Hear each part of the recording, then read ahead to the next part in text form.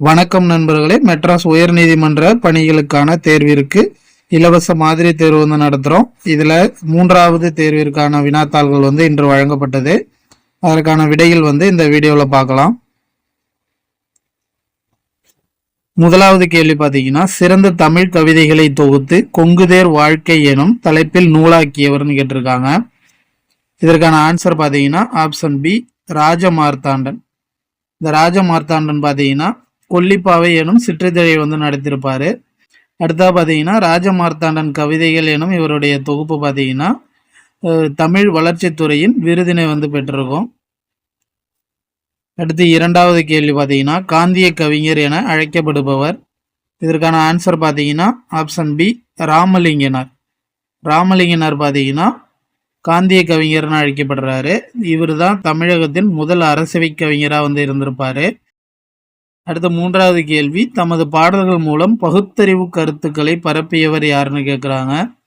இதற்கான ஆன்சர் பார்த்தீங்கன்னா option D, Udumalai Narayana கவி. இந்த உடுமலை நாராயண கவி பார்த்தீங்கன்னா ஒரு பாடலாசிரியர், அப்புறம் நாடக எழுத்தாளராக வந்திருப்பார். இவர் நாட்டுப்புற இசையின் எளிமையை கையாண்டு கவிதைகள் எழுதியிருப்பார். அடுத்த கேள்வி பார்த்தீங்கன்னா, நான்காவது கேள்வி, செய்யுளுக்கே உரிய எதுகை மோனை என்பனவற்றை உரைநடைக்குள் கொண்டு வந்தவர்னு கேட்டிருக்காங்க.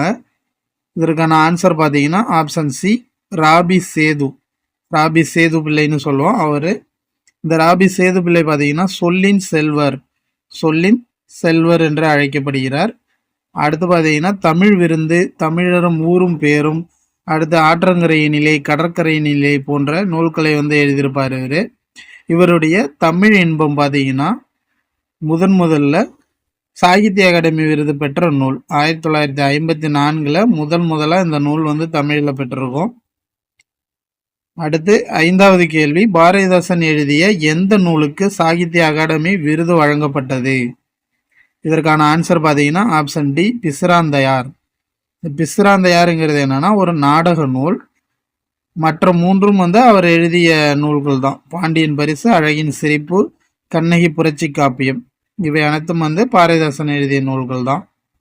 இதில் குறிப்பாக சாகித்ய அகாடமி விருது பெற்ற நூல்னு பார்த்தீங்கன்னா பிசிராந்தையார். ஆறாவது கேள்வி, ஊமைகளை பயன்படுத்தி கவிதைகளை எழுதுவதில் வல்லவர். இதற்கான ஆன்சர் பார்த்தீங்கன்னா ஆப்ஷன் சி, சுரதா. சுரதா அவர்கள் தான் ஊமை கவிஞர் அப்படின்ட்டு சொல்கிறாங்க. இவருடைய இயற்பெயர் பார்த்தீங்கன்னா ராசகோபாலன். ராசகோபாலன் தான் இவருடைய இயற்பெயர்.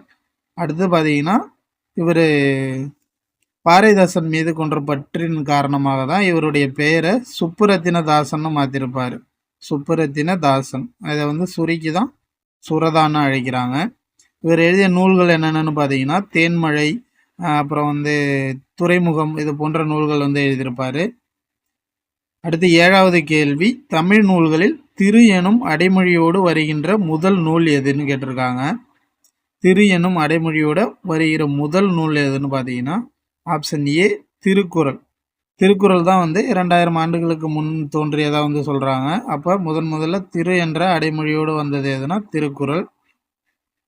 அடுத்ததாக பார்த்தீங்கன்னா எட்டாவது கேள்வி, கனவு என்ற இலக்கிய இதழை நடத்தியவர்னு கேட்டிருக்காங்க. இதற்கான ஆன்சர் பார்த்தீங்கன்னா ஆப்ஷன் பி, சுப்ரபாரதி மணியன். இந்த சுப்ரபாரதி மணியன் யாருன்னா குழந்தை தொழிலாளர் முறை ஒழிப்பு, இயற்கை வளங்களை பாதுகாத்தல் போன்ற கருத்துக்களை வலியுறுத்தி அவருடைய கதைகள் சிறுகதை, புதினம் இதெல்லாம் எழுதியிருப்பார். இந்த சுப்ரபாரதி மணியன் நடத்தியது தான் கனவு எனும் இலக்கிய இதழ். 9வது கேள்வி, நெறி எனும் சொல்லின் பொருள் டேஸ். இதற்கான ஆன்சர் பார்த்தீங்கன்னா ஆப்ஷன் சி, கொள்கை. கொள்கை தான் நெறின்னு சொல்கிறாங்க.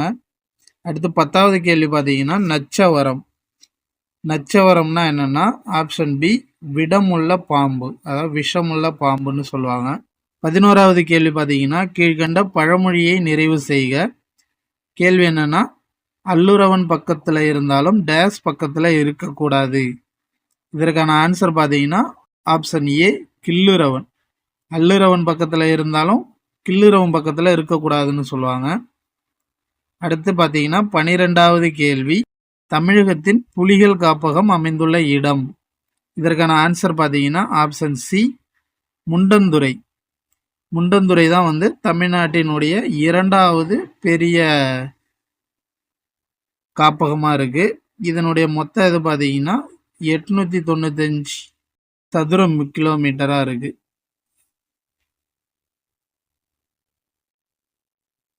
அடுத்து 13வது கேள்வி, பயோடைவர்சிட்டி ஆங்கில சொல்லுக்கு நிகரான தமிழ் சொல் தருக. இதற்கான ஆன்சர் பார்த்தீங்கன்னா ஆப்ஷன் பி, பல்லுயிர் மண்டலம். அடுத்து 14வது கேள்வி, டேஸ் கூறினால் அவர் நெஞ்சமே அவரை வருத்தும். அப்படின்னா என்னன்னு பார்த்தீங்கன்னா ஆப்ஷன் டி, பொய்.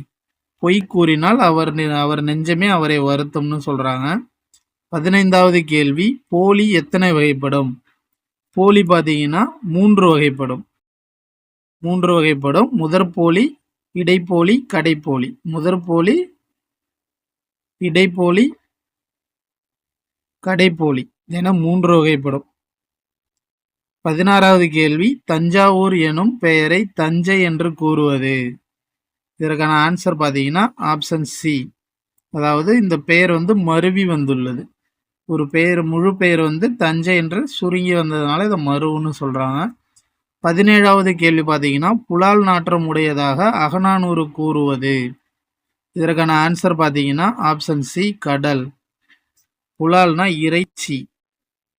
அடுத்து 18வது கேள்வி பார்த்தீங்கன்னா, மகளிர் எனும் சொல்லின் எதிர்ச்சொல் தருக. நல்லா பார்த்துக்கணும், இது எதிர்ச்சொல். மகளிர் என்பதன் எதிர்ச்சொல் பார்த்தீங்கன்னா ஆப்ஷன் டி, ஆடவர். ஆடவர் தான் மகளிர் எதிர்ச்சொல். அடுத்து 19வது கேள்வி, வாய்மை எனப்படுவது டேஸ். இதற்கான ஆன்சர் பார்த்தீங்கன்னா ஆப்ஷன் ஏ, தீங்கு தராத சொற்களை வந்து பேசுதல். தீங்கு தராத சொற்களை பேசுதல் தான் வாய்மை. 20வது கேள்வி, சிற்றில் என்பதன் பொருளை கூறுக. இந்த சிற்றில் என்பது என்னன்னு பார்த்தீங்கன்னா ஆப்ஷன் பி, சிறு வீடு. சிறு வீடு தான் சிற்றில்.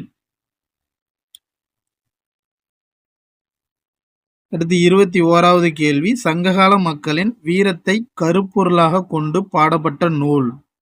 சங்ககால மக்களுடைய வீரத்தை வந்து கருப்பொருளாக கொண்டு பாடப்பட்ட நூல் எதுனா ஆப்ஷன் பி, புறநானூறு. புறநானூறு தான் வீரத்தை வந்து கருப்பொருளாக கொண்டு பாடப்பட்டிருக்கும். இவை 4மே பார்த்தீங்கன்னா 8 தொகை நூல்களில் உள்ளது தான். அடுத்து பார்த்தீங்கன்னா 22வது கேள்வி, மெத்தை வீடு என்று குறிப்பிடப்படுவது. இதற்கான ஆன்சர் பார்த்தீங்கன்னா ஆப்ஷன் சி, மேட்டுப்பகுதியில் உள்ள வீடு. மெத்தை வீடுனா மேட்டுப்பகுதியில் உள்ள வீடு. 23வது கேள்வி, முத்துராமலிங்க தேவர் தமது அரசியல் குருவாக யாரை ஏற்றுக்கொண்டார் அப்படின்னு கேட்டிருக்காங்க. இதற்கான ஆன்சர் பார்த்தீங்கன்னா ஆப்ஷன் பி, நேதாஜி சுபாஷ் சந்திர போஸ். நேதாஜி அவர்களை தான் தன்னுடைய அரசியல் குருவாக வந்து ஏற்றுக்கொண்டிருப்பாரு. அடுத்தது பார்த்தீங்கன்னா 25வது கேள்வி, பெருமானாற்று படையின் பாட்டுடை தலைவன். பெருமானாற்று படை பார்த்தீங்கன்னா 10 பாட்டு நூல்களில் ஒன்று தான் பெருமானாற்று படை. இதற்கான ஆன்சர் பார்த்தீங்கன்னா ஆப்ஷன் ஏ, தொண்டைமான் இளந்திரையன். தொண்டைமான் இளந்திரையன். இந்த பெருமானாற்று படையின் ஆசிரியர் யாருன்னா கடியலூர் உருத்திரங்கண்ணனார். ஆசிரியர் தான் கடியலூர் உருத்திரங்கண்ணனார். இப்போ பாட்டுடை தலைவன் யாரு? தொண்டைமான் இளந்திரையன். 26வது கேள்வி, காட்டாறு எனும் சொல்லை பிரித்து எழுத கிடைப்பது. இதற்கான ஆன்சர் ஆப்ஷன் பி, காடு பிளஸ் ஆறு. அடுத்ததாக 27வது கேள்வி, தேசியம் காத்த செம்மல் என்று முத்துராமலிங்க தேவரை பாராட்டியவர். தேசியம் காத்த செம்மல் என்று முத்துராமலிங்க தேவரை பாராட்டியவர். இதற்கான ஆன்சர் பார்த்தீங்கன்னா ஆப்ஷன் பி, திருவி கல்யாண சுந்தரனார் அவர்கள். அடுத்ததாக 28வது கேள்வி, சுதேச கப்பல் கம்பெனியின் செயலாளராக இருந்தவர் யாருன்னு கேட்டிருக்காங்க. இதற்கான ஆன்சர் பார்த்தீங்கன்னா ஆப்ஷன் சி, வ.உ. சிதம்பரனார்.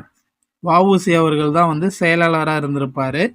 இந்த பாண்டித்துறையார் தான் தலைவராக வந்து இருந்திருப்பாரு. அந்த கப்பல் கம்பெனியின் தலைவர் யாருன்னா பாண்டித்துறையார். 29வது கேள்வி, யூனிட்டி என்ற ஆங்கில சொல்லின் தமிழ் சொல் தருக. யூனிட்டி என்றால் பார்த்தீங்கன்னா ஒற்றுமை. யூனிட்டினா ஒற்றுமை. Option A. முழக்கம் பார்த்தீங்கன்னா ஸ்லோகன்னு சொல்லுவாங்க. ஸ்லோகன். அடுத்து சமத்துவம் பார்த்தீங்கன்னா ஈக்குவாலிட்டி. ஈக்குவாலிட்டி தான் சமத்துவம். தியாகம் பார்த்தீங்கன்னா சாக்ரிஃபைஸ். சாக்ரிஃபைஸ் பண்ணுறது தான் தியாகம். அடுத்து பார்த்தீங்கன்னா 30வது கேள்வி, வேயா மாடம் எனப்படுவது. வேயா மாடம்னா என்னன்னா, வைக்கோலால் வேயப்படாமல் உள்ள மாடம் தான் வேயா மாடம். இது சாந்தினால் பூசப்படுவது தான் வேயா மாடம். Option B, சாந்தினால் பூசப்படுவது. 31வது கேள்வி, உறவு நீர் அழுவம். இத்தொடரில் அடிக்கோடிட்ட சொல்லின் பொருள். அடிக்கோடிட்ட சொல் என்னன்னு பார்த்தீங்கன்னா அழுவம். அழுவம்னா ஆப்ஷன் சி, கடல். கடல் தான் அழுவம்னு சொல்றாங்க. காற்று பார்த்தீங்கன்னா வங்குழ். வங்குழ்னு சொல்லுவாங்க. வங்குழ் காற்று. மலைனா வெர்பு. வெர்பு மலை. அடுத்து 32வது கேள்வி, கீழ்கண்டவற்றில் எட்டுத்தொகை நூல்களில் பொருந்தாதது. எட்டுத்தொகை நூல்களில் பொருந்தாதது எதுனா ஆப்ஷன் சி, முல்லைப்பாட்டு. முல்லைப்பாட்டு பார்த்தீங்கன்னா 10 பாட்டு நூல்களில் ஒன்று தான் முல்லைப்பாட்டு. மற்ற 10 பரிபாடல், ஐங்குறுநூறு இது மூன்றுமே பார்த்தீங்கன்னா எட்டுத்தொகை நூல்களில் உள்ளது. முல்லைப்பாட்டு மற்றும் 10 பாட்டு நூல்களில் உள்ளது. இந்த 10 பாட்டும் 8 தொகையும் பார்த்தீங்கன்னா 14 மேற்கணக்கு நூல்கள் அப்படின்ட்டு சொல்கிறாங்க. 33வது கேள்வி, கப்பலை உரிய திசையில் திருப்ப பயன்படும் கருவி. கப்பலை திசை திருப்ப பயன்படுத்துகிற கருவி என்னன்னா ஆப்ஷன் ஏ, சுக்கான். நங்கூரம் பார்த்தீங்கன்னா கப்பலை ஒரே இடத்தில் நிலையாக நிறுத்த பயன்படுறது தான் நங்கூரம். கண்ணடை பார்த்தீங்கன்னா அந்த கப்பல் செய்கிறதுக்காக பயன்படுற மரங்களை இழைக்கும் போது அதில் தெரிகிற உருவம் தான் கண்ணடைகள். அடுத்து 34வது கேள்வி, அறிவியல் புனைக்கதைகளின் தலைமகன் என புகழப்படுபவர். அறிவியல் புனைக்கதைகளின் தலைமகன் என்று புகழப்படுபவர். இதற்கான ஆன்சர் பார்த்தீங்கன்னா option B, Jules Verne. Jules Verne தான் அறிவியல் புனைக்கதைகளின் தலைமகன் என்று புகழப்படுகிறார். இந்த ஜூல்ஸ் வெர்ன் பார்த்தீங்கன்னா பிரான்ஸ் நாட்டை சேர்ந்தவர். இவர் அறிவியல் கண்டுபிடிப்புகள் பல கண்டுபிடிக்கிறதுக்கு முன்னாடியே தன்னுடைய புதினத்தில் எழுதியிருப்பார். அதனால் அவரை இப்படி சொல்கிறாங்க. 35வது கேள்வி, வடமொழி என்று அழைக்கப்படும் மொழி. வடமொழினா ஆப்ஷன் சி, சமஸ்கிருதம். சமஸ்கிருதத்தான் வடமொழின்னு சொல்கிறாங்க. 36வது கேள்வி, எளிதில் எல்லோருக்கும் பொருள் விளங்கும் சொல். இதற்கான ஆன்சர் பார்த்தீங்கன்னா ஆப்ஷன் ஏ, இயற்சொல். இயற்சொல் எல்லாருக்கும் பொதுவாக பொருள் விளங்கும். ஆனால் ஆப்ஷன் பி, திரிசொல் பார்த்தீங்கன்னா கற்றோரால் மட்டுமே கண்டுபிடிக்கப்படுறது தான் இந்த திரிசொல். மற்றவர்களுக்கு புரியாது. அடுத்து 37வது கேள்வி பார்த்தீங்கன்னா, வேளாண் வேதம் என்று அழைக்கப்படும் நூல். வேளாண் வேதம் என்று அழைக்கப்படும் நூல் என்னன்னா ஆப்ஷன் சி, நாலடியார். நாலடியாரை வேளாண் வேதம்னு சொல்கிறாங்க. அடுத்து நாலடி 400 அப்படின்ட்டு அந்த இதை சொல்லுவாங்க. இது 14 கீழ்கணக்கு நூல்களில் ஒன்று தான் நாலடியார். இந்த நாலடியார் நூல் பார்த்தீங்கன்னா சமண முனிவர்களால் எழுதப்பட்ட நூல். இந்த நூல் பார்த்தீங்கன்னா திருக்குறளுக்கு இந்த நூல் திருக்குறள் இந்த நாலடியார் பார்த்தீங்கன்னா திருக்குறளுக்கு இணையாக வைத்து போற்றப்படுகிறது. ஏன்னா அறம், பொருள், இன்பம் என 3 பால் பகுப்புகளை கொண்டது தான் இந்த நாலடியார். இதனால் 4ம் 2ம் சொல்லுக்குருதி என்ற பழமொழியை சொல்கிறாங்க. அடுத்து 38வது கேள்வி, கல்வி இல்லாத நாடு டேஸ் இல்லாத வீடு. இதற்கான ஆன்சர் பார்த்தீங்கன்னா ஆப்ஷன் பி, விளக்கு. கல்வி இல்லாத நாடு விளக்கு இல்லாமல் வீடு எப்படி இருக்கும், இருட்டாக இருக்கும்ல, அது மாதிரி இருட்டாக இருக்கும்னு சொல்கிறாங்க. அடுத்ததாக 39வது கேள்வி, நோ என்ற ஓரெழுத்து ஒரு மொழியின் பொருளை கூறுக. இதற்கான ஆன்சர் பார்த்தீங்கன்னா ஆப்ஷன் சி, வறுமை. வறுமைனா நோ வறுமை, வறுமை வேண்டாம் அப்படின்னு ஞாபகம் வச்சுக்கோங்க. நாவுன்னா நா. அடுத்து நோய் பார்த்தீங்கன்னா நொந்து. நோய் வந்தால் நொந்து போயிடும், நோ. அடுத்து மேகம். மேகம்னா பேய். பேய் மேகம் பேய் மாதிரி வரும் மேகம். அடுத்து 40வது கேள்வி, காலத்தை காட்டும் பகுபத உறுப்பு. இதற்கான ஆன்சர் பார்த்தீங்கன்னா ஆப்ஷன் பி, இடைநிலை. அதாவது குறிப்பாக பகுதிக்கும் விகுதிக்கும் இடையில் பெரும்பாலும் இடம்பெறும். இதுதான் இடைநிலைன்னு சொல்லுவாங்க. இது காலத்தை காட்டும். காலத்தை காட்டும் உறுப்பு தான் இடைநிலை. அடுத்து 41வது கேள்வி, மீ என்ற ஓரெழுத்து ஒரு மொழியின் பொருளை கூறுக. மீ என்றால் பார்த்தீங்கன்னா ஆப்ஷன் டி வான். மீ தான் வான்னு சொல்லுவாங்க. இந்த அன்பு பார்த்தீங்கன்னா நே. நேசம், நேசம்னு ஞாபகம் வச்சுக்கோங்க. நேனா அன்பு. அடுத்ததாக பார்த்தீங்கன்னா மூப்பு, மூப்புனா மூ. மூ என்ற ஓரெழுத்து ஒரு மொழியின் பொருள் தான் மூ. அடுத்ததாக 42வது கேள்வி, நாகரிகம் கருதி மறைமுகமாக குறிப்பிடும் சொல். இதற்கான ஆன்சர் பார்த்தீங்கன்னா இடக்க ரடக்கல். Option C. 43வது கேள்வி, பொருளின் முதல் நிலை பேசுதல் டேஸ் ஆகியனவாகும். பேசுதல் மற்றும் கேட்டல். பேசுறத வந்து கேட்கணும். ஃபர்ஸ்ட் என்னன்னா பேசணும், அதை வந்து கேட்கணும். இதுதான் மொழியின் முதல் நிலை. 44வது கேள்வி, சொல்லின் இடையிலும் இறுதியிலும் வராதது. இதற்கான ஆன்சர் பார்த்தீங்கன்னா முதலில் மட்டுமே வரும். அது என்னன்னா ஆப்ஷன் டி ஔகார குறுக்கம். 45வது கேள்வி, ஊர்வலத்தின் முன்னால் அசைந்து வருவது. இதற்கான ஆன்சர் பார்த்தீங்கன்னா ஆப்ஷன் பி வாரணம். வாரணம்னா என்னன்னா யானை. யானை தான் வந்து அசைந்து வரும். இந்த வானரம் பார்த்தீங்கன்னா குரங்கு. அடுத்து 46வது கேள்வி, மூதறிஞர் என போற்றப்படுபவர். இதற்கான ஆன்சர் பார்த்தீங்கன்னா ஆப்ஷன் பி ராஜாஜி. ராஜாஜி வந்து சி ராஜகோபாலாச்சாரியார் தான் வந்து மூதறிஞர்னு சொல்லுவாங்க. இவர் வந்து தமிழ்நாட்டை சேர்ந்த ஒரு விடுதலை போராட்ட வீரர். அடுத்து 47வது கேள்வி, பாரத மாதா கூட்டுறவு பண்டகசாலையை நிறுவியவர். இதற்கான ஆன்சர் பார்த்தீங்கன்னா ஆப்ஷன் சி முத்துராமலிங்க தேவர். அதாவது விவசாயிகளுக்கு வந்து அவர்கள் விளைவிக்கிற பொருளுக்கு நியாயமான விலை கிடைக்குவதற்காக கொண்டு வரப்பட்டது தான் இந்த பாரத மாதா கூட்டுறவு பண்டகசாலை. இதை நிறுவியவர் யாருன்னா முத்துராமலிங்க தேவர் அவர்கள். 48வது கேள்வி பார்த்தீங்கன்னா, பெண்களுக்கு நிகராக பாரதிதாசன் கூறுவது. இதற்கான ஆன்சர் பார்த்தீங்கன்னா ஆப்ஷன் ஏ மயில். பெண்களை வந்து மயிலோட வந்து ஒப்பிட்டு கூறுவாங்க.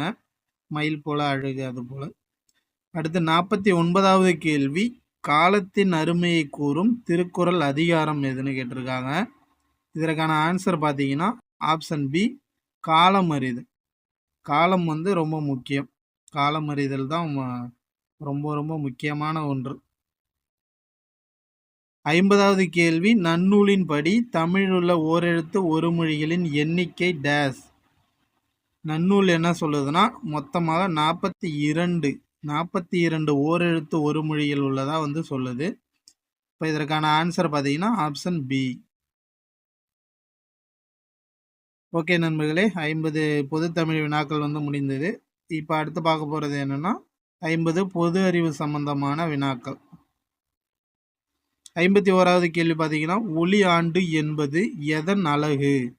ஒளி ஆண்டு என்பது எதன் அலகுன்னு கேட்டிருக்காங்க. இதற்கான ஆன்சர் பார்த்தீங்கன்னா ஆப்ஷன் ஏ தொலைவு. தொலைவின் அலகு தான் வந்து ஒளியாண்டு. ஒளியாண்டு பார்த்தீங்கன்னா ஒளியானது வந்து வெற்றிடத்தில் வந்து ஒரு ஆண்டில் கடக்கும் தொலைவு தான் வந்து ஒரு ஒளியாண்டுன்னு சொல்கிறாங்க. அடுத்து பார்த்தீங்கன்னா, ஒரு நாட்டிக்கல் மைல் என்பது டேஸ். இதற்கான ஆன்சர் பார்த்தீங்கன்னா ஆப்ஷன் ஏ 1.852 மீட்டர். இந்த நாட்டிக்கல் மைல் எதுக்கு பயன்படுதுன்னு பார்த்தீங்கன்னா, வான் மற்றும் கடல் வழி போக்குவரத்துக்கு வந்து தொலைவினை அளவிட பயன்படுவது தான் இந்த நாட்டிக்கல் மைல்னு சொல்லுவாங்க. இப்போ கப்பல் போகிறப்போ நம்ம என்ன சொல்லுவோம்னா, கப்பலில் வந்து கிலோமீட்டர்னு சொல்ல மாட்டாங்க. இன்னும் நாட்டிக்கல் மைல் இவ்வளவு இருக்குது அப்படின்னு சொல்லுவாங்க. அடுத்த 53வது கேள்வி, திசைவேகம் மாறுபடும் வீதம். இதற்கான ஆன்சர் பார்த்தீங்கன்னா ஆப்ஷன் சி முடுக்கம். 54வது கேள்வி, அண்டத்தில் பெரும்பான்மையாக காணப்படும் அணு. இதற்கான ஆன்சர் பார்த்தீங்கன்னா ஆப்ஷன் பி ஹைட்ரஜன். ஹைட்ரஜன் அணு தான் வந்து பூமியில் அதிகமாக வந்து காணப்படுது. 55வது கேள்வி பார்த்தீங்கன்னா, வயிற்றுப்போக்கிற்கு சிகிச்சை அளிக்கும் மருந்தாக பயன்படும் தனிமம். இது என்ன தனிமம்னு பார்த்தீங்கன்னா ஆப்ஷன் டி பிஸ்மத். பிஸ்மத் பார்த்தீங்கன்னா இயற்கையில் கிடைக்கக்கூடிய ஒரு தனிமம் தான். இந்த மெக்னீசியம் பாஸ்பரஸ் பார்த்தீங்கன்னா வெடிபொருள் தயாரிப்பில் பயன்படுற தனிமம். இந்த சல்பர் வந்து விவசாய நிலங்களில் வந்து உரங்களாக வந்து பயன்படுது. உரங்கள் தயாரிப்பில் இது பயன்படுவது. இந்த மெக்னீசியம் பாஸ்பரஸ் வந்து வெடிபொருள் தயாரிப்பில் பயன்படுகிறது. அடுத்ததாக பார்த்தீங்கன்னா 56வது கேள்வி. இதில் வந்து ஒரு வார்த்தை மிஸ் ஆகிட்டு தனிமம்னு எழுதிக்கோங்க. முதன் தனிமம் என்ற வார்த்தையை பயன்படுத்தியவர் யாருன்னு கேட்டிருக்காங்க. இதற்கான ஆன்சர் பார்த்தீங்கன்னா ஆப்ஷன் சி, ராபர்ட் பாயில் அவர்கள். அடுத்து 57வது கேள்வி. கீழ்கண்டவற்றுள் உலோகம் எது? இதற்கான ஆன்சர் பார்த்தீங்கன்னா ஆப்ஷன் ஏ, இரும்பு. இரும்பு தான் உலோகம். இந்த ஆக்சிஜன், ஹீலியம்லாம் பார்த்தீங்கன்னா வாயுக்கள். தண்ணீர் வந்து நீர்மம். 58வது கேள்வி. அறை வெப்பநிலையில் திரவமாக உள்ள உலோகம். திரவமாக உள்ள உலோகம் எதுனா ஆப்ஷன் பி, பாதரசம். இந்த பாதரசம் தான் வந்து அறை வெப்பநிலையிலும் வந்து திரவமாக இருக்கும். அதனால தான் இதை வந்து வெப்பநிலை மானிகளில் வந்து பயன்படுத்துகிறாங்க, தெர்மோமீட்டரில். 59வது கேள்வி. 2 அல்லது அதற்கு மேற்பட்ட தனிமங்களால் பிணைக்கப்பட்ட வேதிப்பொருள். 2 அல்லது அதற்கு மேற்பட்ட தனிமங்களால் வந்து பிணைக்கப்பட்ட வேதிப்பொருள்னு கேட்டிருக்காங்க. இதற்கான ஆன்சர் பார்த்தீங்கன்னா ஆப்ஷன் பி, சேர்மம். சேர்மம் தான் வந்து பிணைக்கப்பட்டிருக்கும். இதற்கு உதாரணமாக பார்த்தீங்கன்னா நீரை வந்து சொல்லலாம். நீரில் வந்து 2 தனிமங்கள் இருக்கும், ஹைட்ரஜன், ஆக்சிஜன், H2Oன்னு சொல்லுவாங்க. அடுத்து 60வது கேள்வி. நானோமீட்டர் என்பது டேஸ். இதற்கான ஆன்சர் பார்த்தீங்கன்னா ஆப்ஷன் ஏ, 1 × 10⁻⁻9 மீட்டர். இந்த நானோமீட்டருங்கிறது என்னென்னா ரொம்ப மிக நுண்ணிய அளவினை வந்து அளவிட பயன்படுவது தான் இந்த நானோமீட்டர்னு சொல்லுவாங்க. 61வது கேள்வி. டேஸ் நேர்மின் சுமை உடையது. இதற்கான ஆன்சர் பார்த்தீங்கன்னா ஆப்ஷன் ஏ, புரோட்டான். புரோட்டான் வந்து நேர்மின் சுமை உடையது. அடுத்து எலக்ட்ரான் பார்த்தீங்கன்னா எதிர்மின் சுமை உடையது தான் எலக்ட்ரான். நியூட்ரான் பார்த்தீங்கன்னா நியூட்ரல், ரெண்டுக்கும் நடுவில் நியூட்ரலாக இருக்கும் அது. அடுத்து 62வது கேள்வி. ஒரு தாவரத்தின் இனப்பெருக்க உறுப்பு. இது என்னன்னா ஆப்ஷன் டி, மலர். மலர் தான் வந்து மகரந்த சேர்க்கை மூலமாக இனப்பெருக்கம் வந்து செய்யும். அடுத்ததாக 63வது கேள்வி. மகரந்த சேர்க்கையாளர் என்பவை. இதற்கான ஆன்சர் பார்த்தீங்கன்னா காற்று, நீர், பூச்சிகள். மேற்கூறிய அனைத்துமே வந்து மகரந்த சேர்க்கையாளர்கள்னு சொல்லுவாங்க. இதன் மூலம் தான் வந்து ஒரு தாவரத்தில் பூவின் மூலம் வந்து காய்கள், கனிகள் வந்து உருவாகுது. அடுத்த 64வது கேள்வி. பாக்டீரியா மூலம் ஏற்படும் நோய்களில் பொருந்தாதது வந்து கேட்டிருக்காங்க. இதற்கான ஆன்சர் பார்த்தோம்னா ஆப்ஷன் டி, மஞ்சள் காமாலை. இந்த மஞ்சள் காமாலை பார்த்தீங்கன்னா ஒரு வைரஸ் தொற்று. மற்ற 3மே பார்த்தீங்கன்னா ஒரு பாக்டீரியா தொற்று தான் இந்த 3மே. இந்த மஞ்சள் காமாலை எப்படி ஏற்படுதுன்னா ஹைப்பாட்டிட்டிஸுங்கிற ஒரு வைரஸ்னால தான் ஏற்படுது. 65வது கேள்வி. மெலனின் நிறமி இழப்புகளால் ஏற்படும் தொற்றா நோய். இதற்கான ஆன்சர் பார்த்தீங்கன்னா ஆப்ஷன் ஏ, லூக்கோடெர்மா. லூக்கோடெர்மா வந்து மெலனின் குறைபாட்டினால் ஏற்படும் நோய். அடுத்து 66வது கேள்வி. முதலுதவி என்பதன் நோக்கம். ஃபர்ஸ்ட் எய்ட்னு சொல்லுவாங்களா, அதனுடைய நோக்கம் என்னன்னா வலி நிவாரணம். வலிக்கு நிவாரணம் வழங்குறதான் முதலுதவி. அடுத்து 67வது கேள்வி. பிராமணர் அல்லாத உடைமையாளருக்கு சொந்தமான நிலங்கள். அதாவது பிராமணர் அல்லாத உடைமையாளர்களுக்கு சொந்தமான நிலங்களை வந்து எப்படி சொல்லுவாங்கன்னா ஆப்ஷன் சி, வேளாண் வகை நிலங்கள்னு சொல்லுவாங்க. இந்த பிரம்மதேயம் பார்த்தீங்கன்னா பிராமணர்களுக்கு வந்து கொடையாக வழங்கப்பட்ட நிலம்தான் வந்து பிரம்மதேயம். சாலபோகம்னு என்பது பார்த்தீங்கன்னா கல்வி நிலையங்களை பராமரிக்கிற இடம்தான் வந்து சாலபோகம். இந்த தேவதானம் பார்த்தீங்கன்னா கோவில்களுக்கு கொடையாக வழங்கப்பட்ட நிலங்கள் தேவதானம்னு சொல்கிறாங்க. 68வது கேள்வி. 15ஆம் நூற்றாண்டைச் சேர்ந்த பக்தி இயக்கத்தால் கவரப்பெற்ற இக்கவிஞர் யாருன்னு கேட்குறாங்க. இது யாருன்னா ஆப்ஷன் பி, கபீர்தாஸ். 69வது கேள்வி. அரேபியாவிலிருந்து இந்தியாவிற்கு வந்த மொரோக்கோ நாட்டு பயணி. இது யாருன்னு பார்த்தீங்கன்னா option D Ibn Battuta. Ibn Battuta தான் மொராக்கோ நாட்டு பயணி. 70வது கேள்வி, பெரிய புராணத்தை தொகுத்தவர். இதற்கான ஆன்சர் பார்த்தீங்கன்னா ஆப்ஷன் பி சேக்கிழார் அவர்கள். நாதமுனி பார்த்தீங்கன்னா 4000 திவ்ய பிரபந்தத்தை வந்து தொகுத்திருப்பாரு. சீத்தலை சாத்தனார் யாருன்னா மணிமேகலை நூலினை இயற்றியவர். 71வது கேள்வி, ரக்ஷா பந்தன் எனும் பண்பாட்டு மரபு டேஸ்களுக்கு உரியது. இதற்கான ஆன்சர் பார்த்தீங்கன்னா ஆப்ஷன் சி ராஜபுத்திரர்கள். அடுத்து 72வது கேள்வி, கஜினி எனும் சிறிய அரசு எங்கு அமைந்துள்ளது. எங்கே அமைந்திருந்ததுன்னா ஆப்ஷன் டி ஆப்கானிஸ்தானில் வந்து அமைந்திருந்தது. 73வது கேள்வி, உத்திரமேரூர் கல்வெட்டு எந்த மாவட்டத்தில் உள்ளது. இதற்கான ஆன்சர் பார்த்தீங்கன்னா ஆப்ஷன் டி காஞ்சிபுரம் மாவட்டத்தில் உள்ளது தான் உத்திரமேரூர். இந்த உத்திரமேரூர் கல்வெட்டில் பார்த்தீங்கன்னா கிராம சபை உறுப்பினர்கள் வந்து எவ்வாறு தேர்வு செய்யப்பட்டனர் அப்படின்ட்டு அதனுடைய குறிப்புகள் வந்து இடம்பெற்றிருக்கு. 74வது கேள்வி, சோழ அரசின் நிலவரி எவ்வாறு அழைக்கப்பட்டது. இதற்கான ஆன்சர் பார்த்தீங்கன்னா ஆப்ஷன் பி காணிக்கடன் என்று அழைக்கப்பட்டது. இந்த காணிக்கடன் பார்த்தீங்கன்னா தன்னுடைய உற்பத்தியில் 1/3 பங்கு வந்து அவர்களுக்கு வந்து வழங்கணும். இது பார்த்தீங்கன்னா பெரும்பாலும் தானியங்களாக தான் வந்து சோழ அரசர்களுக்கு வந்து வழங்கியிருக்காங்க. அடுத்து 75வது கேள்வி, திருமுறைகளை தொகுத்தவர் டேஸ். இதற்கான ஆன்சர் பார்த்தீங்கன்னா ஆப்ஷன் பி நம்பியாண்டார் நம்பி. தொகுத்தவர் வந்து நம்பியாண்டார் நம்பி. அடுத்ததாக 76வது கேள்வி, ஒரு நீர்மூழ்கி கப்பலானது கடல் மட்டத்திலிருந்து 32 அடிகள் வந்து கீழே உள்ளது. பிறகு 8 அடிகள் மேல் நோக்கி வந்து நகருதான். 8 அடிகள் வந்து மேல் நோக்கி நகருகிறது. இதன் மூலம் பார்த்தீங்கன்னா நீர்மூழ்கி கப்பல் இருக்கும் ஆழத்தை வந்து கேட்குறாங்க. அப்போ இப்படி முடிஞ்ச பிறகு எவ்வளோ ஆழத்தில் இருக்கும் அப்படின்னு கேட்குறாங்க.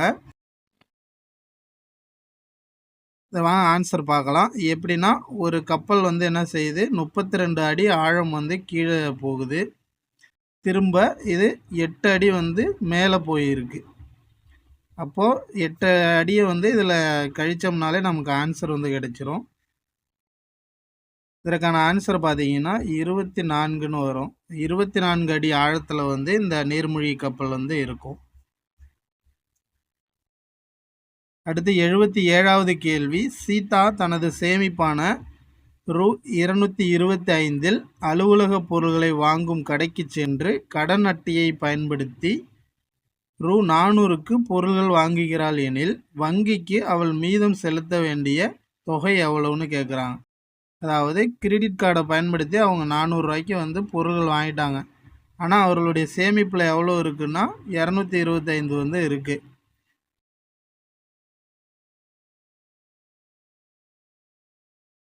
இதில் இந்த 225 போக மீதம் வந்து 400ல் எவ்வளோ செலுத்தணும் வங்கிக்குன்னு கேட்குறாங்க. அப்போது இதை வந்து நம்ம வந்து மைனஸ் பண்ணாலே நமக்கு ஆன்சர் வந்து கிடைச்சிரும். இப்போ எவ்வளோ வந்து கடைக்கு சென்று வாங்குகிறாங்க, கடன் அட்டையை பயன்படுத்தி 400 வந்து வாங்குகிறாங்க.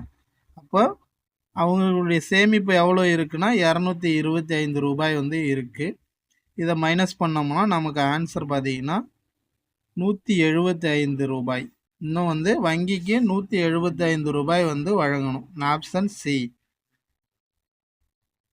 78வது கேள்வி, ஓர் இணைய மையத்தில் மணிக்கு 15 என இணையத்தை பயன்படுத்துவதற்கான கட்டணம் வசூலிக்கப்படுகிறது. நிலா தினமும் 2 மணி நேரம் வீதம் ஒரு வாரத்திற்கு 5 நாட்களுக்கு பயன்படுத்தினால் எனில் எவ்வளவு கட்டணம் அவர் செலுத்த வேண்டும்னு கேட்குறாங்க. இதில் முக்கியமாக பார்த்தீங்கன்னா நமக்கு என்ன சொல்லியிருக்காங்க, 1 மணி நேரத்திற்கு வந்து 15 ரூபாய்னு சொல்லிட்டாங்க. ஆனால் வந்து 5 நாட்களுக்கு வந்து தினமும் 2 மணி நேரம் யார் பயன்படுத்தியிருக்கா, நிலா வந்து பயன்படுத்தியிருக்கா. இப்போ 5 நாட்களுக்கு 2 மணி நேரம்னா எவ்வளோ வரும், 10. மொத்தமாக வந்து 5 நாட்களுக்கும் 10 மணி நேரம் வந்து பயன்படுத்தியிருக்காங்க. அப்போது நமக்கு ஒரு நாளுக்கு 15னா 10 நாட்களுக்கு எவ்வளோ வரும் அப்படின்னு கண்டுபிடிச்சாலே இதற்கான ஆன்சர் வரும். அப்போ இதை பெருக்குனீங்கன்னா உங்களுக்கு 150ன்னு ஆன்சர் கிடைக்கும். இதற்கான ஆன்சர் ஆப்ஷன் டி 150 ரூபாய் வந்து செலுத்தணும். 79வது கேள்வி, ஆழ்துளை கிணறு தோண்டும் வேலையாட்கள் ஒரு நாளில் 22 அடிகள் துளையிடுகிறார்கள் எனில் 110 அடிகள் ஆழத்தில் உள்ள நீரோட்டத்தை அடைய எத்தனை நாட்கள் ஆகும்னு கேட்குறாங்க. இப்போ இதற்கான ஆன்சர் பார்த்தீங்கன்னா, ஒரு நாளில் எவ்வளோ வேலை பார்க்குறாங்க? 22 அடிகள் வந்து தோண்டுறாங்க. அப்போ 110 அடிகள் வந்து தோண்ட எத்தனை நாட்கள் ஆகும்னு தான் கேட்குறாங்க நமக்கு ஆன்சரு. இப்போ எத்தனை நாட்கள் ஆகும்னு பார்த்தீங்கன்னா, இதை நம்ம வகுக்கணும். வகுத்தோம்னா என்ன கிடைக்கும்?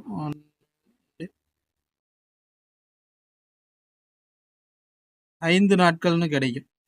இப்போ இதற்கான ஆன்சர் பார்த்தீங்கன்னா 5 நாட்கள். ஆப்ஷன் ஏ 5 நாட்கள். அதாவது 110ல் 22 வகுக்கணும். வகுத்தாலே இதற்கான ஆன்சர் வந்து நமக்கு கிடைச்சிரும். 80வது கேள்வி பார்த்தீங்கன்னா, எண்ணுடன் 2ஐ கூட்டுங்கள், பிறகு 5ஆல் பெருக்கவும், அதிலிருந்து 10ஐ கழிக்கவும், அதனை 4ஆல் வகுத்தால் 15 கிடைக்கும் எனில் நான் யாருன்னு கேட்டிருக்கு. இதற்கான ஆன்சர் பார்க்கலாம். இப்போ என்ன சொல்கிறாங்கன்னா, எண்ணுடன் எண் வந்து தெரியாது, அப்போ எக்ஸ்ன்னு வச்சுக்கோங்க. எண்ணுடன் வந்து 2ஐ கூட்டுங்கள்னு சொல்லியிருக்காங்க, அப்போ கூட்டியாச்சு. அடுத்து பார்த்தீங்கன்னா, பிறகு 5ஆல் பெருக்கணும். இப்போ பெருக்கணும்னா இது மொத்தமாக நம்ம பெருக்கணும், அப்போ ப்ராக்கெட் போட்டுக்கோங்க. இப்போ 5ஆல் வந்து நம்ம பெருக்கணும்.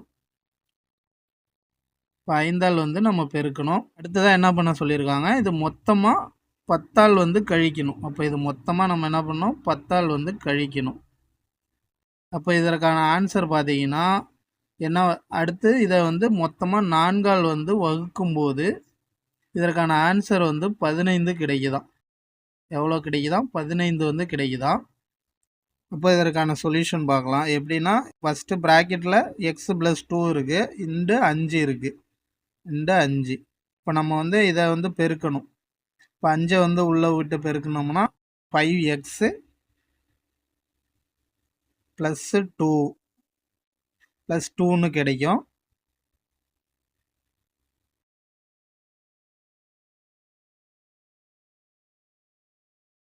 இப்போ இந்த 5 வந்து நம்ம பெருக்கணும்னா இப்போ 5x, இப்போ இந்த 5 வந்து நம்ம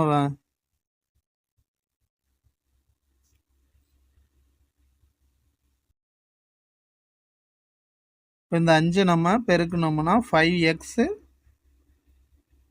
+ 10 அப்படின்னு கிடைக்கும். அடுத்து பார்த்தீங்கன்னா வெளியில் மைனஸ் இருக்குது, -10. அப்போ இந்த +10க்கும் -10க்கும் கேன்சல் ஆகிடும். இப்போ இன்னும் எவ்வளோ இருக்கும்?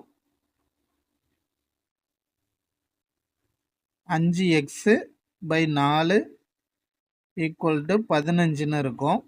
இப்போ இந்த 4 இங்கே போனாக்கா பெருக்கலுக்கு போயிடும். அப்போ பார்த்தீங்கன்னா 5x 5x = 15 × 4 எவ்வளோன்னா நமக்கு எவ்வளோ கிடைக்கும்? 15 × 4 60ன்னு கிடைக்கும். அப்போ நம்ம 60 அடித்தோம்னா நமக்கான ஆன்சர் வந்து கிடைச்சிரும். அப்போ எக்ஸை இங்கே வச்சுக்கிட்டு 5 அந்த பக்கம் கொண்டு போகும்போது நமக்கு வந்து 60/5ன்னு கிடைக்கும். 5ஐயும் 60ஐயும் அடித்தோம்னா நமக்கு வந்து 12. 5 12 60. இதற்கான ஆன்சர் ஆப்ஷன் சி. அப்போ அந்த எண் என்னன்னு பார்த்தீங்கன்னா 12. 81வது கேள்வி, பக்க அளவு 17 சென்டிமீட்டர் மற்றும் உயரம் 8 சென்டிமீட்டர் கொண்ட சாய் சதுரத்தின் பரப்பளவு காண்கன்னு கேட்டிருக்காங்க. இதற்கான ஆன்சர் வந்து பார்க்கலாம். முதல்ல சாய் சதுரத்தினுடைய பரப்பளவுக்கான ஃபார்முலா வந்து நமக்கு தெரியணும். சாய் சதுரத்தின் பரப்பளவுக்கான ஃபார்முலா பார்த்தீங்கன்னா b × h, அதாவது அடிப்பக்கம் × உயரம்னு சொல்லுவாங்க. இதற்கான ஆன்சர் வந்து பார்க்கலாம். நமக்கு வந்து பக்க அளவு கொடுத்துட்டாங்க 17 × 8. இப்போ இதை பெருக்கினாலே நமக்கு ஆன்சர் வந்து கிடைச்சிரும். இப்போ இதை பெருக்கணும்னா எவ்வளோ வரும்னா 136 வரும். சி 136 சதுர சென்டிமீட்டர். 82வது கேள்வி பார்த்தீங்கன்னா, அடிப்பக்கம் 12 மீட்டர் மற்றும் உயரம் 8 மீட்டர் அளவு கொண்ட இணைகரத்தின் பரப்பளவு. இணைகரத்தினுடைய பரப்பளவு கேட்குறாங்க. அப்போ இணைகரத்தின் பரப்பளவுக்கான ஃபார்முலா என்னென்னா b × h. அதே சாய் சதுரத்துக்கும் இணைகரத்திற்கும் ஒரே ஃபார்முலா தான். இப்போ b × hனா இதையும் பெருக்கி போட்டால் அதற்கான ஆன்சர் வந்து கிடைச்சிரும். 12 × 8. இதற்கான ஆன்சர் பார்த்தீங்கன்னா 96 சதுர மீட்டர். Option D. அடுத்தபடியாக பார்த்தீங்கன்னா 83வது கேள்வி. இதில் என்ன சொல்லிக்கிறாங்கன்னா, ஓர் அலுவலக கட்டட தரையில் 200 சாய் சதுர வடிவிலான ஓடுகள் பதிக்கப்பட்டுள்ளன. ஓடுகளின் மூலை விட்டங்களின் அளவுகள் பார்த்தீங்கன்னா 40 சென்டிமீட்டர் மற்றும் 25 சென்டிமீட்டர் எனில் தரையை மெருகூட்ட சதுர மீட்டருக்கு, இதை நம்ம வாட்ச் பண்ணோம். சதுர மீட்டர் கொடுத்துருக்காங்க, இங்கே சென்டிமீட்டர் கொடுத்துருக்காங்க. சதுர மீட்டருக்கு ரூ 45 வீதம் மொத்த செலவை காண்கன்னு கேட்டிருக்காங்க. மொத்தமாக பார்த்தீங்கன்னா 200 சாய் சதுர வடிவிலான ஓடுகள் வந்து பதிச்சிருக்காங்க. இந்த ஒவ்வொரு ஓடுகளினுடைய மூலை விட்டம் வந்து நமக்கு கொடுத்துட்டாங்க. ஒவ்வொரு ஓடுகளின் மூலை விட்டம் வந்து நமக்கு கொடுத்துட்டாங்க. 25, 45ன்னு கொடுத்துருக்குறாங்க. இப்போ இதற்கான நமக்கான என்ன கேட்குறாங்கன்னா, ஒரு சதுர மீட்டருக்கு 45னா மொத்த செலவு எவ்வளோ ஆகும்னு கேட்குறாங்க. இப்போ நம்ம வந்து என்ன கண்டுபிடிக்கணும்னா, முதல்ல சாய் சதுரத்தினுடைய பரப்பளவு வந்து கண்டுபிடிக்கணும். இப்போ சாய் சதுரத்தினுடைய பரப்பளவு என்னென்னா, அதற்கான ஃபார்முலா பார்த்தீங்கன்னா of 1 into d1 into t2. d1 into t2 தான் வந்து ஃபார்முலா. இதில் d1 என்னன்னு பார்த்துக்கலாம். 1/2 d1 என்னென்னா 40 சென்டிமீட்டர்னு கொடுத்துட்டாங்க. அடுத்து d2 பார்த்தீங்கன்னா 25 சென்டிமீட்டர் வந்து கொடுத்துட்டாங்க.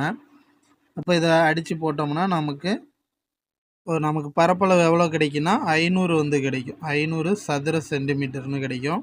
எவ்வளோ இருக்குன்னா 200 சதுர சாய் சதுர வடிவிலான ஓடுகள் வந்து இருக்குது. அப்போ 200 நம்ம இதோட பெருக்கிக்கணும். பெருக்கணும்னா நமக்கு என்ன கிடைக்குன்னா 1 10 அப்புறம் வந்து 4 0 இருக்குது. அப்போ இந்த 1,00,000ங்கிறது நமக்கு கிடைக்கும். 1,00,000 சதுர சென்டிமீட்டர் வந்து கிடைக்கும். இதை நம்ம மீட்டருக்கு மாற்றணும், சதுர மீட்டருக்கு வந்து மாற்றணும். அப்போ நமக்கு ஒரு சதுர மீட்டருங்கிறது என்னென்னா 10,000 சென்டிமீட்டர் தான் வந்து சதுர சென்டிமீட்டர் தான் வந்து ஒரு சதுர மீட்டர். அப்போ இதில் 10,000 வந்து வகுக்கணும். இப்போ இந்த 4க்கும் இந்த 4க்கும் அடிபட்டால் மிச்சம் 10 இருக்குது. அப்போது நமக்கு ஒரு சதுர மீட்டருக்கு 45னா நமக்கு 10 சதுர மீட்டர் தான் இந்த டோட்டல் கட்டடத்தினுடைய தரை வந்து. அப்போ 10 சதுர மீட்டருக்கு எவ்வளோ வரும்னு கண்டுபிடிக்கணும். இப்போ 10 இன்ட்டு 45, 10 இன்ட்டு 45 என்னன்னா 450. இதற்கான ஆன்சர் பார்த்தீங்கன்னா ஆப்ஷன் சி, ரூ 450. 84வது கேள்வி பார்த்தீங்கன்னா, a = 3, b = 2 எனில் 7a - 4b இதன் மதிப்பு என்னன்னு கேட்டிருக்காங்க. இதில் ஏபி வந்து கொடுத்துட்டாங்க. அப்போ இதை நம்ம இதில் ஆட் பண்ணோம்னாலே நமக்கு ஆன்சர் வந்து கிடைச்சிரும். ஏ என்ன கொடுத்துருக்காங்க 3. அப்போ 7 இன்ட்டு 3 மைனஸ் நமக்கு பி என்ன கொடுத்துருக்காங்க 2ன்னு கொடுத்துருக்காங்க. அப்போ 2 இன்ட்டு 4 இன்ட்டு 2. இப்போ இதை வந்து 21 மைனஸ் 4 2 8 இது கழிச்சோம்னா நமக்கு 13 கிடைக்கும். இதற்கான ஆன்சர் பார்த்தீங்கன்னா ஆப்ஷன் பி 13. இதனுடைய மதிப்பு 13. 85வது கேள்வி பார்த்தீங்கன்னா, ஒருவர் ரூ 960க்கு ரூ 1, ரூ 1, ரூ 5, ரூ 10 ஆகிய மதிப்பிலான பணத்தாள்களை வைத்துள்ளார். இம்மூன்று மதிப்பிலுள்ள பணத்தாள்களின் எண்ணிக்கையும் சமமெனில் அவரிடம் உள்ள மொத்த பணத்தாள்களின் எண்ணிக்கை எவ்வளோன்னு கேட்டிருக்காங்க. இப்போ மொத்தமாக எவ்வளோ வச்சுருக்காருன்னு நம்ம கண்டுபிடிக்கணும். மொத்தமாக என்ன சொல்லியிருக்காங்க 1, 5, 10 ரூபாய். இது எல்லாம் எவ்வளோ வச்சுருக்கிறாரு 960 ரூபாயாக வச்சுருக்கிறாரு. இதில் நமக்கு எத்தனை ரூபாய் 1 ரூபா இருக்குன்னு தெரியாது. அப்போது 1ன்னா எக்ஸு ப்ளஸ்ஸு 5x ப்ளஸ்ஸு 10xன்னு போட்டுக்க வேண்டியதுதான். இதை நம்ம மொத்தமாக கூட்டினோம்னா 16x 960ன்னு வரும். இந்த எக்ஸ் எங்கேயே வச்சுட்டு 16ஆல் வகுத்தோம்னா நமக்கு ஆன்சர் வந்து கிடைச்சிடும். இதை வகுக்கும்போது என்ன ஆகும்னா 60ன்னு கிடைக்கும். 6 16 96 60. Option D 60. 60 மொத்த பணத்தாள்கள் பார்த்தீங்கன்னா 60 வச்சிருப்பாரு. 86வது கேள்வி, ஒரு மகிழுந்து 90 கிலோமீட்டர் தூரத்தை கடக்க எடுத்துக்கொள்ளும் நேரம் 2½ மணி நேரம், அதாவது 2 மணி 30 நிமிடங்கள். அதே மகிழுந்து 210 கிலோமீட்டர் தூரத்தை கடக்க எடுத்துக்கொள்ளும் நேரம் எவ்வளவுன்னு கேட்டிருக்காங்க. அதாவது ஒரு மகிழுந்து பார்த்தீங்கன்னா 90 கிலோமீட்டர் தூரத்தை கடக்க எடுத்துக்கொள்கிறது எவ்வளோன்னா 2½ மணி நேரம், அதாவது 2 மணி 30 நிமிடங்கள். இது மொத்தமாக நம்ம நிமிடங்களுக்கு மாற்றினா தான் நமக்கு ஆன்சர் வந்து கண்டுபிடிக்க முடியும். இப்போ 2½ மணிங்கிறது என்னென்னா 120 + 30 பார்த்தீங்கன்னா 150 நிமிடங்கள். 150 நிமிடங்கள் வந்து 90 கிலோமீட்டர் வந்து கடக்க எடுத்துக்கொள்கிற நேரம். அப்போ நமக்கு என்ன கேட்டிருக்காங்கன்னா 210 கிலோமீட்டர் தூரத்தை கடக்க எடுத்துக்கொள்ளும் நேரம் எவ்வளோன்னு கேட்டிருக்காங்க. அப்போ 150 வந்து 90 கிலோமீட்டர்னால் 210 நமக்கு எவ்வளோன்னு கண்டுபிடிக்கணும். அப்போ வந்து 1 கிலோமீட்டர் தூரத்தில் எவ்வளோ மணி நேரம் எடுத்துக்கிட்டுன்னு கண்டுபிடிக்கணும். நமக்கு தெரியாது. அதனால் இந்த 90 இதை அடித்தோம்னா நமக்கு வந்து 1 மணி நேரத்துக்கு கிடைக்கும். இதை வந்து அடிச்சிங்கன்னா புள்ளியில் கிடைக்கும். அதனால் இதை அப்படியே வச்சுக்கோங்க. அப்போ நமக்கு இது என்னென்னா 1 மணி நேரத்தில் கடந்த தொலைவு தான் இந்த 150/90 நிமிடங்கள்ங்கிறது. இவங்க என்ன கேட்குறாங்கன்னா 210 கிலோமீட்டருக்கு கேட்குறாங்க. அப்போ 1 மணி நேரத்துக்கு எவ்வளவு 150/90 இன்டு 210 எவ்வளோ கடந்திருக்குன்னு நம்ம கண்டுபிடிச்சிடலாம். இதால் வந்து ஈஸியாக அடிச்சிடலாம். இப்போ 0 0 கேன்சல் ஆகிடும். மொத்தமாக 350 நிமிடங்கள் வந்து நமக்கு கிடைக்கும். இந்த 350 நிமிடங்கள்ங்கிறத நம்ம மணி நேரத்தில் மாற்றணும். அப்போ 300ங்கிறது 5 மணி நேரம். அப்போ 5 மணி நேரம் 50 நிமிடங்கள் வந்து எக்ஸ்ட்ரா இருக்குது. அப்போ இதற்கான ஆன்சர் பார்த்தீங்கன்னா ஆப்ஷன் சி 5 மணி 50 நிமிடங்கள். அப்போது ஒரு மகிழுந்து 210 கிலோமீட்டர் தூரத்தை கடக்க எடுத்துக்கொள்ளும் நேரம் எவ்வளவுனா ஆப்ஷன் சி 5 மணி 50 நிமிடங்கள். 87வது கேள்வி 60 வேலையாட்கள் ஒரு பருத்தி நூல் உருண்டையை நூற்க 7 நாட்கள் தேவைப்படுகிறது. அதையே வந்து 42 வேலையாட்கள் அதே வேலையை செய்து முடிக்க எத்தனை நாட்கள் ஆகும்னு கேட்குறாங்க. 60 வேலையாட்கள் வந்து 7 நாட்களில் முடித்தா இப்போ 42 ஆட்கள் வந்து எத்தனை நாட்களில் முடிப்பாங்கன்னு கேட்குறாங்க. இதை பார்த்தீங்கன்னா 7 இது 7 இன்டு 42 அப்போது 1 7 7 6 7 42 6. அப்போ இந்த 6 இந்த 6 அடிபட்டா மிச்சம் 10. இதற்கான ஆன்சர் பார்த்தீங்கன்னா 10 நாட்களில் வந்து முடிப்பாங்க. இந்த வேலையை 42 ஆட்கள் வந்து அதே வேலையை 10 நாட்களில் முடிப்பாங்க. 88வது கேள்வி 2023ஆம் ஆண்டில் உறுப்பு மாற்று அறுவை சிகிச்சையில் வந்து முதலிடம் பிடித்த மாநிலம் இது எங்கன்னு பார்த்தீங்கன்னா நம்ம தான். Option B Tamil Nadu. தமிழ்நாடு தான் வந்து 2023ஆம் ஆண்டு உறுப்பு மாற்று அறுவை சிகிச்சையில் வந்து முதலிடம் பிடித்திருக்கு. இது பார்த்தீங்கன்னா தொடர்ந்து வந்து 6வது முறையாக இந்த சாதனையை வந்து நிகழ்த்திருக்கு. அடுத்ததாக 89வது கேள்வி 15வது பிரிக்ஸ் உச்சி மாநாடு எங்கு நடைபெற்றது? இதற்கான ஆன்சர் பார்த்தீங்கன்னா ஆப்ஷன் சி தென்னாப்பிரிக்கா. தென்னாப்பிரிக்காவில் உள்ள ஜோகன்ஸ்பர்க்கில் தான் வந்து நடைபெற்றிருக்கோம். இந்த பிரிக்ஸ் மாநாடு பார்த்தீங்கன்னா செப்டம்பர் 2006 வந்து உருவாக்கியிருப்பாங்க. இந்த பிரிக்ஸ் நாடுகள் வந்து தலைமையகம் எங்கே இருக்குன்னா ஷாங்காயில் இருக்குது. சீனாவின் ஷாங்காயில் உள்ளது தான் இந்த பிரிக்ஸ் மாநாட்டினுடைய தலைமையகம். அடுத்து 90வது கேள்வி ஒரு நாள் உலகக்கோப்பை கிரிக்கெட் தொடர் 2023 எங்கு நடைபெற்றதுன்னு கேட்டிருக்காங்க. இதற்கான ஆன்சர் பார்த்தீங்கன்னா ஆப்ஷன் சி இந்தியா. இந்தியாவில் தான் வந்து ஐசிசி வேர்ல்டு கப் 2023 வந்து நடைபெற்றது. இது ஃபைனல் பார்த்தீங்கன்னா ஆஸ்திரேலியாவுக்கும் இந்தியாவிற்கும் வந்து நடைபெற்றிருக்கோம். இதில் ஆஸ்திரேலியா அணி வந்து சாம்பியன் பட்டம் வந்து பெற்றிருக்கோம். அதாவது 2023 சாம்பியன் யாருன்னா ஆஸ்திரேலியா. அடுத்து 91வது கேள்வி 2023ஆம் ஆண்டிற்கான தகைசால் தமிழர் விருது யாருக்கு வழங்கப்பட்டது? இதற்கான ஆன்சர் பார்த்தீங்கன்னா ஆப்ஷன் சி கி வீரமணி. இவர் வந்து திராவிட கழகத்தினுடைய தலைவராக இருக்கிறாரு. இந்த ஏ பார்த்தீங்கன்னா சங்கர் ஐயா வந்து கம்யூனிஸ்ட் தலைவர். இவர் வந்து முதலாக 2021 தான் இந்த தகைசால் தமிழர் விருது வந்து வழங்கியிருப்பாங்க. முதல் விருதை வாங்கினது சங்கர் ஐயா. அடுத்து 2வது விருது பார்த்தீங்கன்னா நல்லக்கண்ணு அவர்கள். அவரும் கம்யூனிஸ்டுடைய தலைவராக இருக்கிறார். 92வது கேள்வி பன்னாட்டு தாய்மொழிகள் தினம் எப்பொழுது கடைபிடிக்கப்படுகிறது? இதற்கான ஆன்சர் பார்த்தீங்கன்னா ஆப்ஷன் சி பிப்ரவரி 21. அதாவது பன்னாடு உலக தாய்மொழி தினம் எப்போனா பிப்ரவரி 21. 93வது கேள்வி, சட்டத்தின் ஆட்சி என்ற பதத்தை கூறியவர். இதற்கான ஆன்சர் பார்த்தீங்கன்னா ஆப்ஷன் பி, ஏவி டைசி அவர்கள். அடுத்து 94வது கேள்வி, இந்தியாவில் உள்ள அனைத்து குடிமக்களுக்கும் வாக்களிக்கும் உரிமை வழங்கப்படும் வயது. எத்தனை வயதில் வாக்களிக்கிற உரிமை வழங்குறாங்கன்னா ஆப்ஷன் பி, 18 வயது. நண்பர்களே, இது உங்களுக்கான கேள்வி. இந்தியாவில் வாக்குரிமை வயது 18ஆக எப்பொழுது குறைக்கப்பட்டது, எப்பொழுது நிர்ணயம் செஞ்சாங்கிறத கமெண்ட் பாக்ஸில் சொல்லுங்கள். 95வது கேள்வி, இந்தியாவில் தேர்தலை நடத்துவதற்கு அதிகாரம் கொண்ட அமைப்பு. இதற்கான ஆன்சர் பார்த்தீங்கன்னா ஆப்ஷன் ஏ, இந்திய தேர்தல் ஆணையம். தேர்தல் ஆணையம் தான் இந்தியாவினுடைய தேர்தலை அனைத்து தேர்தல்களையுமே நடத்துது. அடுத்து 96வது கேள்வி, அரசியல் கட்சிகளை அங்கீகரிக்கும் அமைப்பு. இதுவும் பார்த்தீங்கன்னா ஆப்ஷன் ஏ, தேர்தல் ஆணையம் தான்.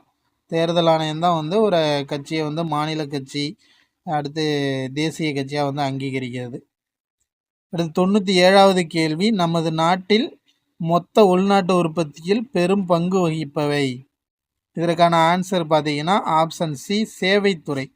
சேவைத்துறை தான் மொத்த உள்நாட்டு உற்பத்தியில் பெரும் பங்கு வகிக்குது.